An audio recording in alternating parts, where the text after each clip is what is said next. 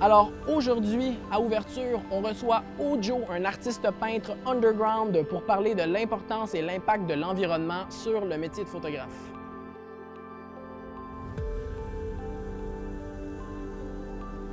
L'ouverture est une qualité essentielle pour être photographe. J'ai besoin de m'ouvrir au monde, aux personnes et à mon environnement pour tirer des images fortes. Je vais donc à la rencontre d'artistes pour échanger sur des grands thèmes qui m'inspirent et capturer leur essence en photo. Donc aujourd'hui, je te demande un peu, plus généralement pour commencer, qu'est-ce que le lieu, comment il impacte ta création dans la vie? Comment ça impacte ma création? C'est clair que quand je crée chez moi, l'endroit est convenu, là, fait que c'est comme, ça me permet d'être plus dans ma tête. Ouais.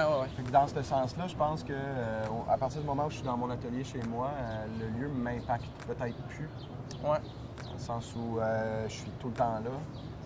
Fait que c'est comme, je peux me permettre d'être dans mes idées. Puis mes idées sont pas nécessairement contextuelles avec ce qui se passe, tu sais, ou avec l'endroit où je suis. C'est tout simplement des concepts, des idées, j'essaie des affaires, donc je me sens comme... C'est comme si, dans le fond, la pièce dans laquelle je peins, il y a comme pas de pièce, dans le fond. Ouais. Est-ce qu'en fait, tu choisis les places où tu les mets en disant « shit, ça, c'est une bonne place pour mettre ma toile, puis ça va fitter avec le message que je veux passer ». C'est clair qu'il y a des codes de couleurs qui me permettent des fois d'identifier quelle toile je vais mettre où. Ouais, c'est ça. Quand tu es dans un environnement qui est bien jaune, ça peut être cool d'aller clasher avec quelque chose, puis là, tu vas sentir que la toile, elle va ressortir aux yeux des gens. Ouais. Mais honnêtement, c'est une belle façon de jouer avec ça, justement. Ouais. D'insérer ce que je fais dans un contexte dans lequel il ne devrait pas du tout appartenir. Il y a une très grosse partie de ce que je fais dans mon art qui est de la rébellion. Ouais. Puis sans doute que c'est venu en partie par l'éducation que j'ai eue. Ouais.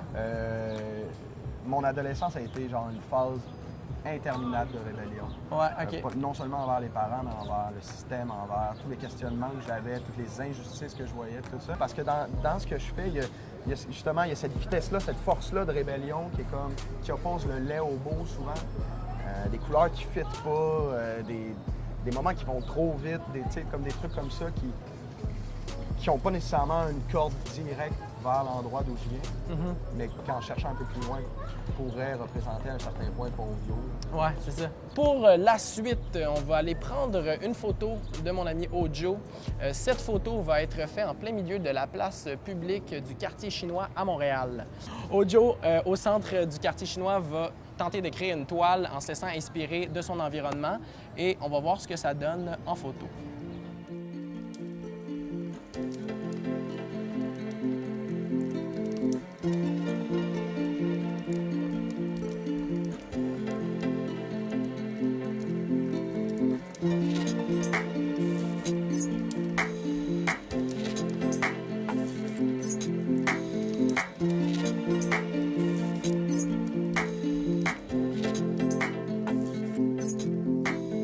La première photo que j'ai créée, j'ai choisi le noir et blanc et j'ai choisi une photo qui cadrait Ojo de très proche pour recréer en fait cette espèce de feeling-là d'étouffement où il y a toujours des gens qui passent. Donc comme vous pouvez voir, Ojo est la seule stabilité dans ma photo.